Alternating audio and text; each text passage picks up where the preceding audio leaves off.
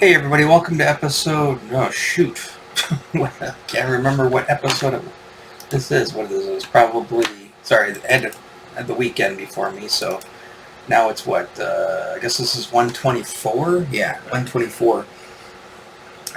Really? Thought I did a 124 already. All right, sorry, I'm losing track of these. I'm into the second 100 now, so I'm just kind of like Anyways, I wanted to talk about the show. You probably know the show if you're a Rush fan, or if you've just been seeing advertisements anywhere about the Geddy Lee show on Paramount Plus called, what's it called? Geddy Lee Asks, Are bass players human too? I don't like the way he even says that.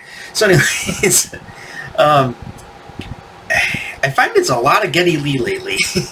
um, my buddy, when he was coming up, he asked me, he goes, "Hey, did you see, I passed a build-up word on 75 coming up to Bay City," and he's like, there's like a big Geddy Lee, he's got a tour, but he's not playing, he's just kind of talking, or what's going on with that? And I go, oh, he has a book out called My Effin' Life, and he's kind of doing like a spoken word, almost like who did that? Henry Rollins did his spoken word thing. It's kind of just like, but it's not, I guess it's kind of a comedy shtick. I mean, he's talking about the book, almost like a TED Talks kind of thing, and it's apparent Geddy Lee still likes the limelight, and wants to be out there and doing stuff. I know, Alex has that other band that he does, but I haven't really heard Alex everything. It's just been Geddy. That's all I hear. I mean, I love the guy. He's one of my favorite bass players, if not maybe my favorite bass player of all time. I'm not sure. I don't know. So it's always a toss-up between him and Chris Squire. But yeah, he has the show on Paramount Plus, and I caught it this weekend. I watched every episode, all 4 of them, which, is that even a season? But I watched it, and then I rewatched, I think, 2 of the episodes with my son. He was bored to tears. He was like, make it stop. I don't want to watch this anymore.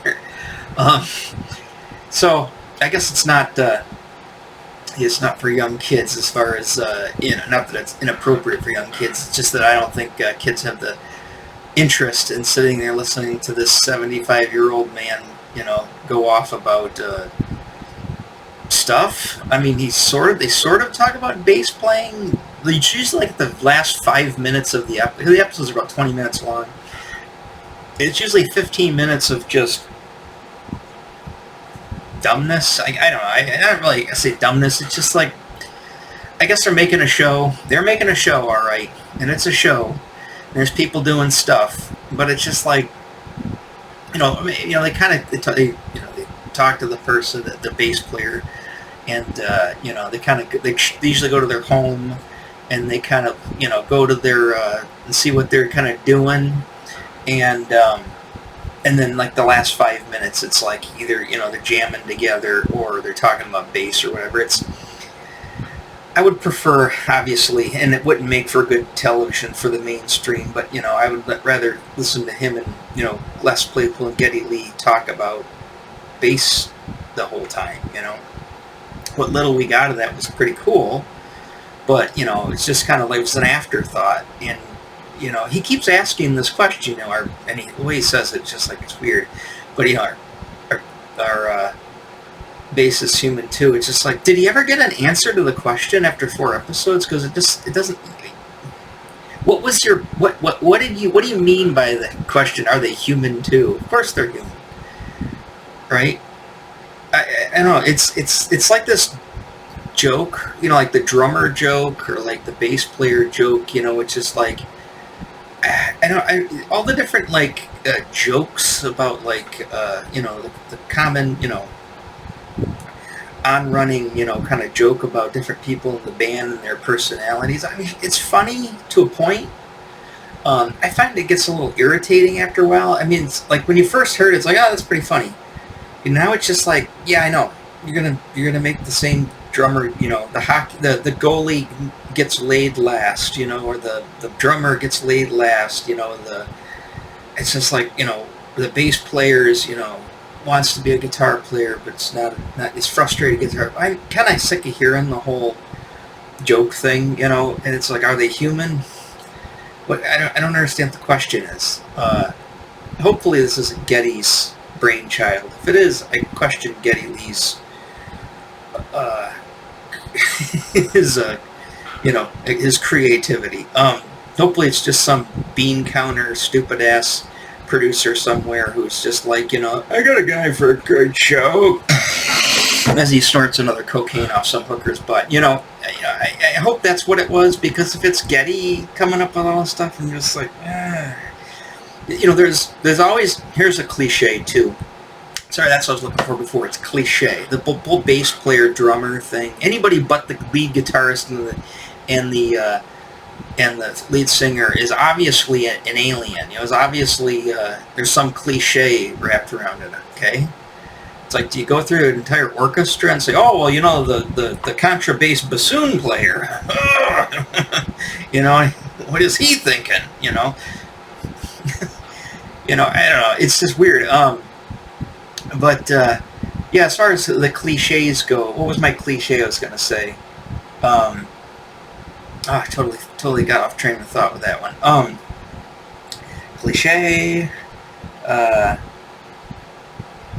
you got nothing on that one. Anyways, so the cliche, or sorry, so the show, I also find it very, very 90s. I'm assuming somewhere like in the 90s. Like I said, I don't like Rush after 1989. And I didn't like Roll the Bones that much. It's okay. And I didn't like Counterparts. And Counterparts is always that, that album. It's just like, oh, it's the heaviest album they've done. Is it? Is it really the heaviest part they've done? Yeah, sure. Yeah, they got a new producer or a different producer, and sure, Alex Lifeson doesn't have a ton of effects on his guitar. Geddy's, went back to playing the jazz bass and playing, not playing as many keyboards. Does that make it heavy? They crank up the distortion a little bit, the gain on the distortion anymore. Does that make it heavy? I guess. It just seems kind of pedestrian for saying it's heavy. It's like, were the lyrics they're talking to any more heavy than the lyrics they've talked about in the past? I don't think so. It's I find that it seems very like, oh well, all the grunge guys are all, the grunge is killing the hair metal bands and killing the 80s rock stuff. So the grunge has this very heavy, everybody's using, suddenly big muff pedals are all the rage, and everybody's cranking up the heavy distortion. And it's just like, oh, so now, Rush is going to follow suit and do that. And like I said, I don't like the 90s, and I don't like grunge music. And, if that was their intention with Counterparts, to make it seem more grungy, they succeeded. They also succeeded in me not liking the album. But it seems like he really likes that time period. I don't know what was exactly going on with them, too, because this is still kind of pre-internet, right before the internet broke, This is early 90s, and I got this feeling like he really likes that time. That's when they befriended like Les Claypool, because they had the big album out in 91, and they went on tour. I think they're on tour for that Counterparts tour. I think was when they did when Primus went on tour with them. But it just seems like Geddy's really kind of has a soft spot for that, and I guess he must have made lots of friends during that, newer friends or younger friends, because everybody he's talking to is pretty much 10 years younger than he is, for the most part. So, I don't know. I find it very 90s, very grunge centric, because of the choice of people that he decided to interview for the episodes. And, sure, can't interview Chris Squire, he's dead. Can't interview Greg Lake, or any of his other heroes, like, John Entwistle and the guy from Cream. Is the guy from Cream dead? The bass player? I can't remember. I know Entwistle's dead. And then, Jack. Is it Jack Bruce? Sorry, I'm getting my bass players mixed up. But anyways, I guess he's running out of bass players. He runs out of bass players from that time period. I I would have probably picked contemporaries to himself. I mean, why didn't he do Gene? Why didn't he do Gene Simmons? I'm sure Gene Simmons would have loved to talk. And they could have reminisced about, kind of like what him and Claypool did. They could have reminisced, but maybe that's not good TV. Maybe, even though, Kiss has their farewell to the Kings tour going on right now. So you would think that, maybe Gene would have been a better idea. Would have it would have made sense because, the show kind of picked up right as that tour left off. I thought that, obviously Gene brought them on the road, and there's lots of Gene and Geddy Lee stories that I think would have been pretty funny, and they could have come together, and they could have, Gene says, was talking about, he taught Geddy Lee the blues scale, and, they could have hashed that out. I mean, they could have had the conversation about that. I just find that that was a missed opportunity to do Gene Simmons, right now specifically. Like I said, the show just aired this weekend, or last week, or whatever, I think it was the weekend. And they just finished their tour, their end of the road tour. That would have been perfect. Instead, they picked, I mean, I don't know what Les Claypool's doing at the moment as far as live, stuff that's new. Especially I know, what's his face is fine. I didn't even, the guy from Metallica and Suicidal Tendencies, Trujillo, or however you say his name. I think he's fine. That one didn't seem to bother me. That seemed like an okay one. And the classical, I like Les Claypool, obviously. I like his bass playing. I love. Really, I only like Sailing of the Seas of Cheese is the only Primus album I really like. Just because it's the one that I kind of, picked up when I was a senior in high school. The album came out when I was a senior in high school. And Jerry's Race Car Driver is really my favorite song by them. Pork Soda was okay. I didn't really care for it so much. And then everyone after that, I just kind of lost track of it. I just kind of got bored with it. I like Les Claypool. I like his bass playing. I think the whole... That was also in the 90s too. The whole, cowboy thing, the weird, Southern stupid, self-referential kind of, self-aware kind of ironic. Let's make fun of hillbillies. Hillbillies are fun. Let's take hillbillies and throw them with crazy progressive music. I find that kind of... I'm not trying to, say I love hillbillies. I think they've been doing wrong, right? But I'm just saying the whole 90s, they kind of really... There's a lot of people doing rockabilly, and I know rockabilly's been a big thing, with the Stray Cats and stuff. It just seemed like the 90s... To me, I think the 90s, and it's my people, I graduated in 91. The people we're talking about are my contemporaries. And it seems like they're the ones that started this whole this whole ironic humor thing, where it's just like, hey, it's cool to like hillbilly stuff, but only in a grungy kind of alternative punky kind of way. It's it's cool to like old shit, like weird old shit, like eclectic old shit. It's seems like that became just a thing in the 90s. The 90s is just I don't know. I guess I could go off about that. I really, really, really hate the 90s. I absolutely hate it. There's very little of the 90s that I am nostalgic for or that I like. I mean, there's a few things personally. I mean, meeting some friends, moving out of the house, moving with some friends. I mean, I had some good times, don't get me wrong. But at the same time, it's just the whole, I just feel like the whole Gen X thing kind of, with 89X and the alternative music kind of taking over. And alternative music, I don't dislike. I mean, there's certain things I like. I also just find it really freaking annoying. It just annoys the piss out of me. That's why I say music is dead after 1991. Nirvana's Nevermind killed modern music. For me. Not for you, if you like that stuff and you think that Nirvana is, Jesus Christ, then fine. That's you can do that. Me personally, I hate it.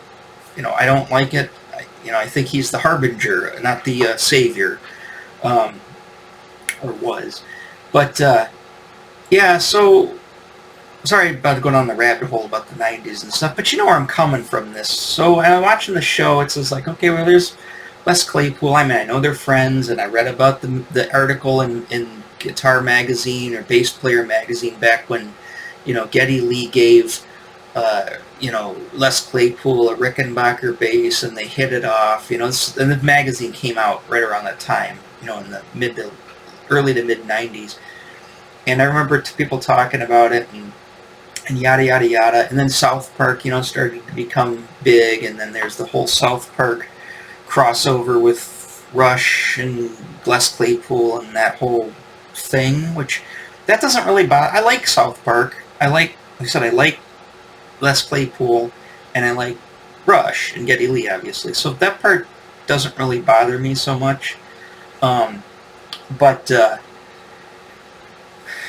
yeah, it's just the rest of it. It's just kind of like, and like I said, the guy from Metallica, the Trujillo, or however you say his name, he's fine. I don't really have an opinion. I think he plays his bass really freaking low. That's the only thing I ever noticed him. I was like, all right, why is he playing this? I can't play it. I mean, he must be. He's just kind of a shorter. I don't know if he's shorter. Yeah, I think he's short.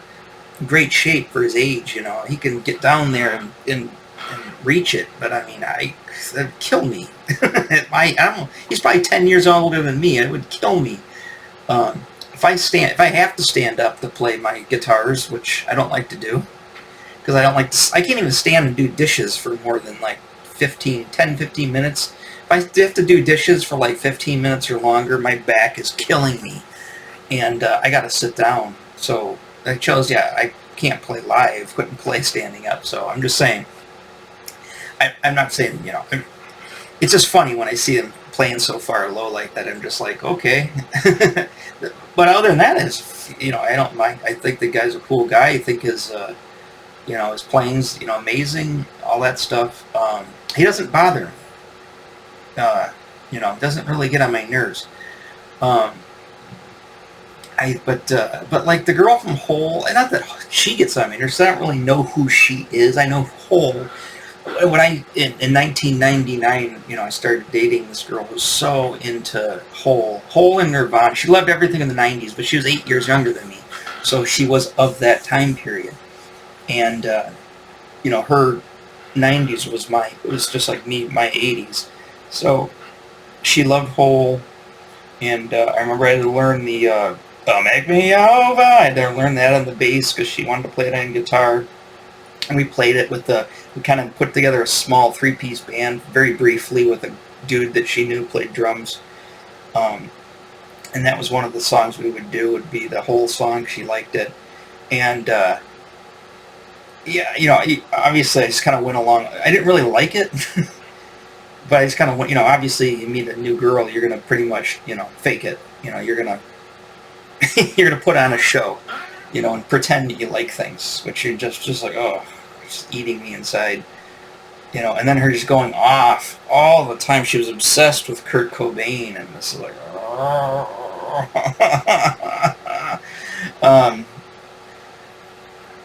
yeah. So anyways, and of course and then she was all into new metal and Limp Bizkit and Korn and all that stuff. I was just like, oh, I had to go to all those concerts. Oh, God. It wasn't for the sex, I'm telling you. I would have been out of there a long time ago. But anyways,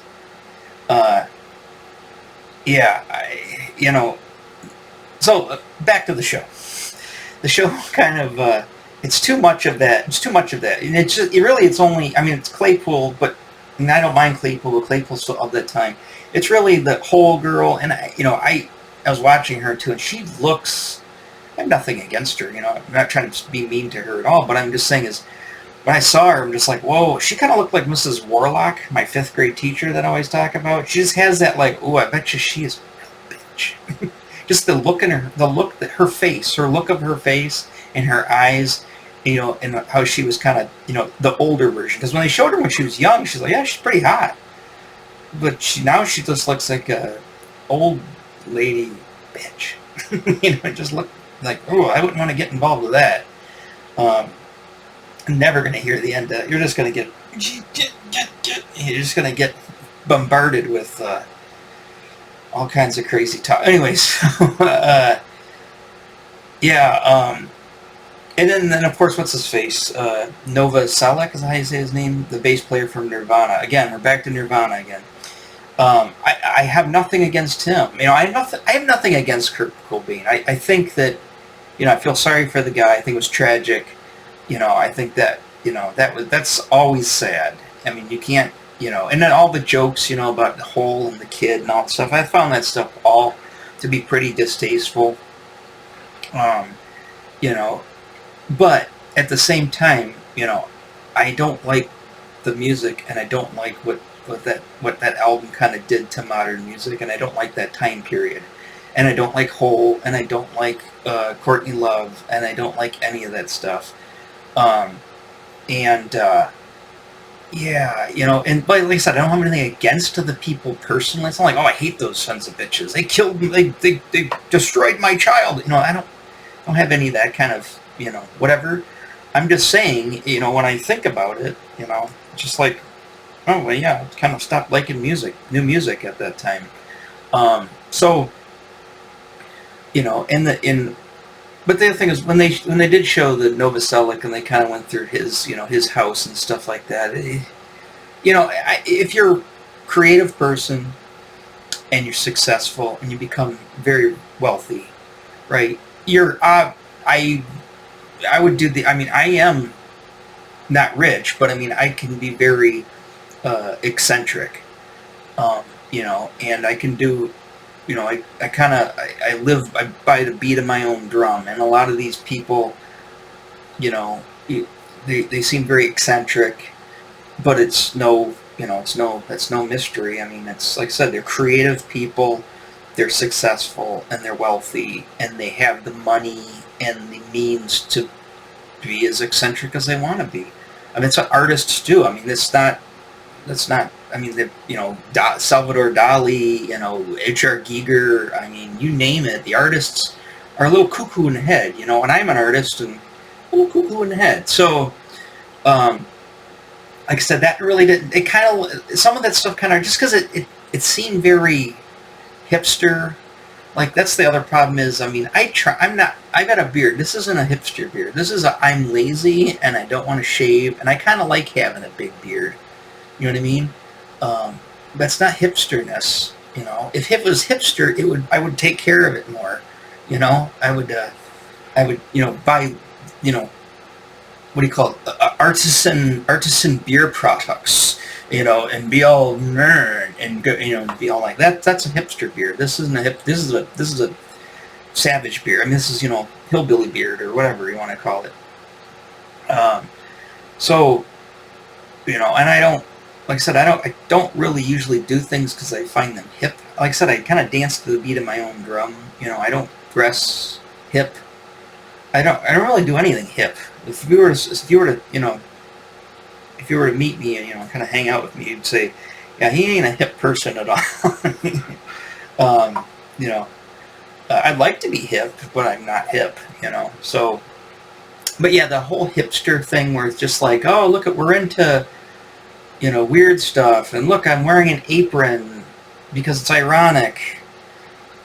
You know, I guess you got to wear something if you want to. I wouldn't wear. I would just can. I've canned in my sweatpants. You know, I don't have to put on an apron.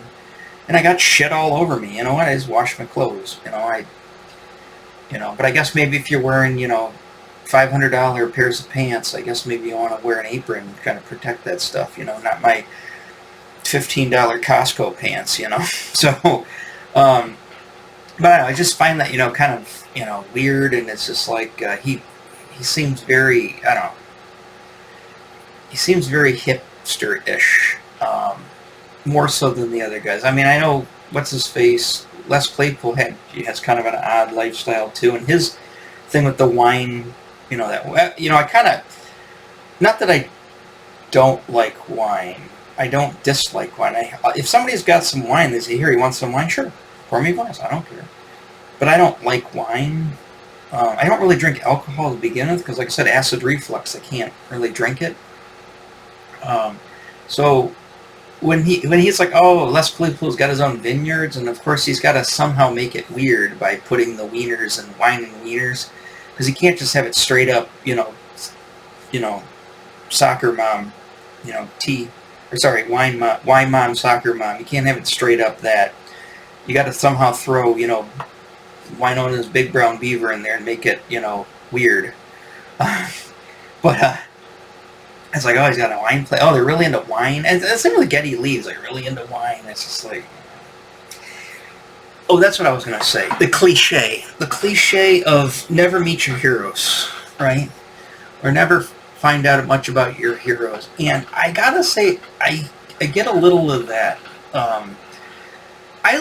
Another reason why I really like Rush from 1989 and back is I never heard them talk. The only time I ever heard anybody talk was Alex Lifeson on that Grace Under Pressure picture disc. My Rush buddy had the picture disc of it hanging up on his wall, and we pulled it down. Hey, can we listen to that? He pulled it down. We actually listened to that interview. You can find that interview on YouTube, I think. And it's like, oh, is it the whole band? No, it's just Alex. I'm like, oh. Not that I have anything against Alex, but I wanted to hear Neil, I wanted to hear Geddy, because it was sort of like, I like those guys more because I was more into drums and bass, and it's just like, it's like, oh, Alex is kind of like the other guy in the band. And I like him now, today. I've gained utmost respect for him. I think he's very underrated. I think he's a great guitar player. But at the time, when I was a teenager, I wasn't really I wasn't in Alex camp. And I was like, oh, it's just Alex talking? All right. I listened to it anyways. It was the only time I ever heard them talk. I didn't catch any interviews on TV. We didn't have the internet. If you didn't see them, if they ever did an interview or something, you didn't see them at all. And all of the videotapes we had, all the VHS tapes we had, like all the concerts, all of that stuff, none of it had interviews with them. And it's just like, I remember when I first heard Neil Peart, I thought that was weird. It was like, oh, he talks like, he's got a little bit of that speech impediment that Brian Murray was the head coach of the Red Wings at the time, like in the the 90s, the late 89, well, not 89, because that was, what's his face? Oh God, who was the Red Wings head coach in 89? Greg Stefan was the goalie. Who am I thinking of? Shoot, I can't remember the name of the head coach.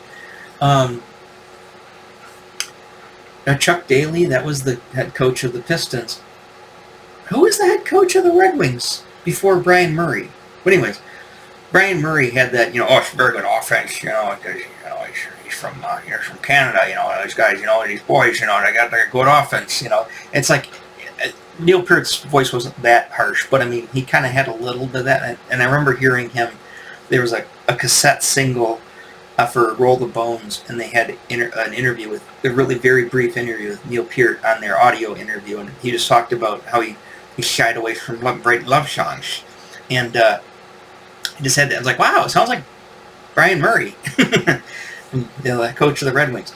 Anyways, yeah, so, sorry, I'm not going to be playing the video or anything. I was going to pull up, I guess I could pull up. Here, this is about all I'll pull up. Let me switch it over to, you might be getting sick of looking at my face here. So the only thing I picked up was this, I was just trying to see what the name of some of the people were, because I forgot. So I just found this article here, Nerdbot. I didn't read the article, so I'm not going to talk about the article, but, here are the different episodes. So Claypool was episode 1. Robert Trujillo, I guess that's how you say his name, he was episode 2. Melissa Oftermauer, I guess that's how you say her name. Mrs. Warlock, that's episode 3. And then, of course, Krist Novoselic from Nirvana was number 4. And there they are with their aprons and their whatever. And then and of course he's playing the accordion, and it's like, that part just kind of bothered me. I enjoyed the show. Don't get me wrong. It's only 4 episodes. It wasn't a huge commitment of time. I kind of watched it, and I was just like, okay, I watched it. You know, I tried to get my son to watch it, and he didn't want to watch it. Um,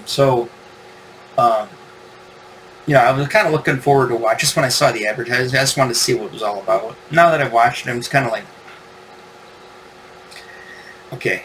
I don't know if, I mean, if they do another season sometime, and he has some, you know, other bass players that are not all '90s grunge people, you know, maybe I'll, you know, maybe I'll be more excited or whatever. But yeah, like I said, you know, Geddy. I said I love Rush.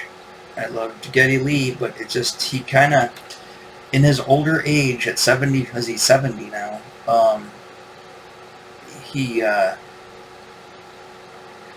he seems like somebody I could probably talk to about music, you know, especially their music, or just talk about music in general. But I don't really, I'm not a big baseball fan. My dad would like to talk to him. My dad loves baseball. You know, I'm not a wine drinker. What was some of his other hobbies that he had? He was talking about, oh, the bird watching thing. Actually, that's not so, you know. I could see getting into that. I don't, actually, sorry. I could see getting into it. It's not that I have any interest in getting into that, but I think if you, maybe not birds, girl watching, yeah. If I get a camera and do some nice girl watching, that's what I'd like to get into. Maybe not birds so much. Anyways, yeah, I don't know. I like, the show was okay. But again, like I said, I didn't know these.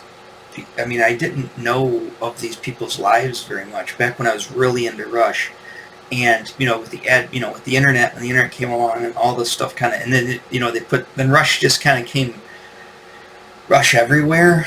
Like when Rush became super popular, they put him in movies, you know, with the Paul Rudd and what's his face, that thing, and then Rush is, you know, I don't know. I got kind of like, really, like I said, I didn't like him after Presto, so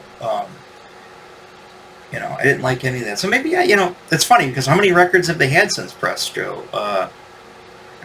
Roll the Bones, Counterparts, Test for Echo, Shoots and Ladders, or not Shoots, Snakes and Ladders, The Vapor Trail, and Clockwork Angel. 6 albums. Let's go back now. Presto, Hold Your Fire, Power Windows, Grace Under Pressure, Signals, Moving Pictures, which is pretty much all of the 80s. That's, I guess, Permanent Waves was 80, I think, wasn't it? Or 79, I can't remember. But anyways, I guess I don't like 90s. I don't like 90s Rush.